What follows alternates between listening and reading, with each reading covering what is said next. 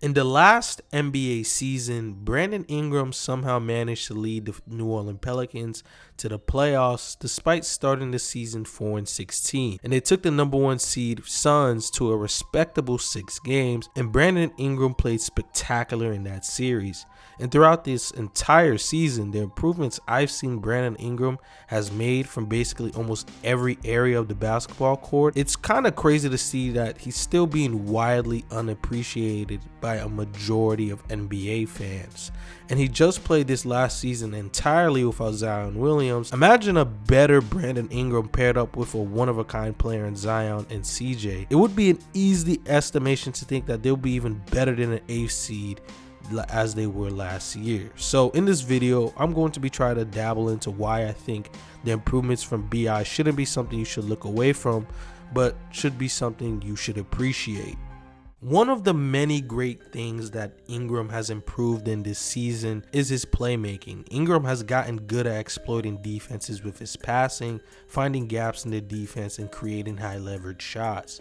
Especially when Ingram is attacking the rim with his excellent handle and applying pressure at the rim, his reads at finding guys like Josh Hart for open threes and finding Hayes on slips and dump offs have gotten really good compared to years past. Being a great scorer in the NBA usually means defenses will send way more attention on you than an average player, and Ingram has gotten so much better over the years at using his scoring gravity and his threat to score to open up the floor and force the defense in awkward positions. Let me show some examples. He catches the ball off the inbound, and as he's getting to the free throw line area, you can see that Brunson was on the help side, ready to help on the drive, but he's trying to recover to the corner, and BI in midair pass fakes to the corner like he was going to pass it there to instead pass it to the wing for a 3.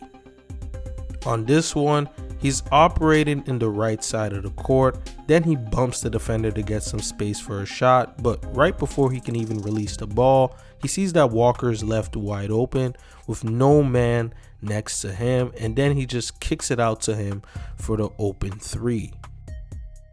And finally here, he gets a screen right, and the Heat immediately sends a double, and you can see how slowly Jimmy and Duncan are creeping their way to the paint, and as soon as Jimmy plants his foot, BI throws this pass to Walker for the triple. And just the sheer manipulation of his passing is what's been overall increasing his offensive value. The last few years, we've seen in a plethora of cases in NBA history, guys who are great scorers that make all-star teams and even make all-NBA teams. But to become an even greater player is if those scorers can manage to capitalize their scoring threat to create opportunities for their teammates and for their team to score.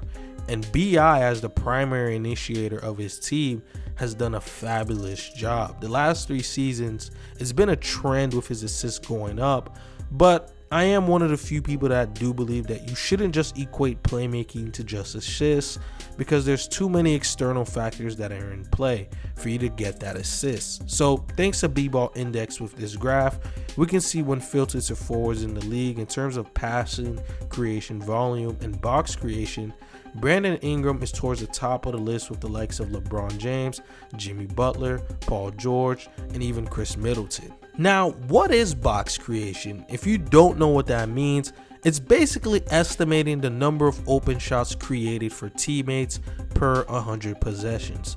So Brandon Ingram has been at the top of the league in the forward position doing that. And that's what excites me a lot about the Pelicans next year, is we're going to see an upgraded version of BI playmaking paired up with a monster of an athlete in Zion who will garner ridiculous gravity when diving at the rim or rolling off screens. And if you can have a guy like BI who's such a potent scorer at this point of his career, having Zion screen for him, their pick and rolls between them two are going to be a terrifying thing to see in the NBA. However, that's not the only huge development that Brandon Ingram has been undergoing these past few seasons. His mid-range game has legitimately become one of the best in the league. honestly, I'm willing to qualify it as elite. BI shot 46% on mid-range shots on 7.4 attempts a game, and he shot 3.6% better than league average. For a guy to be shooting 7+ attempts from mid-range and still be shooting 3% above league average is a really great thing. And you're shooting the mid-range shots on high volume while still maintaining great efficiency. And most of his mid-range shots aren't uncontested. There are a lot of shots coming off the dribble. Some of them are coming off high ball screens. Most of them are also off fadeaways. And he's just shooting over the defenders with his 6'8" height and that 7'3" wingspan. It's almost KD like how he's able to just shoot over guys. And I know that comparison is brought up a lot, but it is justifiable.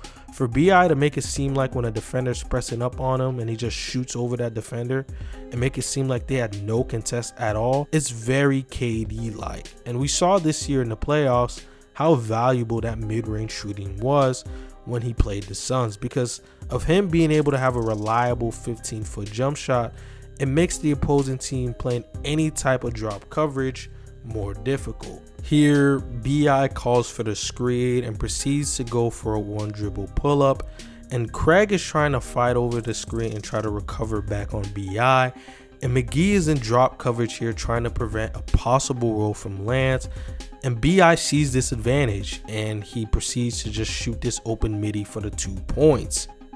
And that's what's great about the mid-range shot, is that no matter how much people try devaluing it and complain how you're doing all these difficult moves just to end up with 2 points, it's still clearly evident today that the mid-range shot value clearly increases in the postseason, because most teams are going to try to take away easy shots at the rim while also trying to defend the 3-point line with their lives.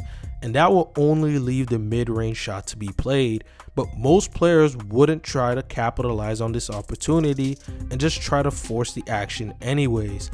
But we clearly saw this postseason, even though it was a small sample size, BI took full advantages of those small windows and opportunities to shoot his middies. Now, I must address an issue that some people might have noticed about BI these past seasons, is that his efficiency has been spiraling downwards the last 3 seasons. His 3-point shooting and even his true shooting have been on a decline the last 3 seasons. And I do feel like it does need to be talked about. As I stated earlier in this video, BI has to be the primary initiator of the Pelicans for majority of the season until CJ got there. He was pretty much the only real ball handler that can consistently apply pressure at the rim while still being able to create his own shot.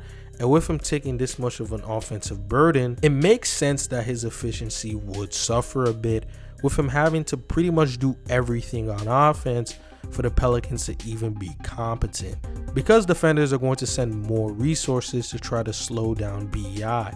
That's why I'm very ecstatic for this season, because with potentially a full season playing with CJ and Zion, it's going to bring in a more dynamic role for BI to play. BI is probably going to be playing more off the ball, and he's been a very solid off-ball player this year.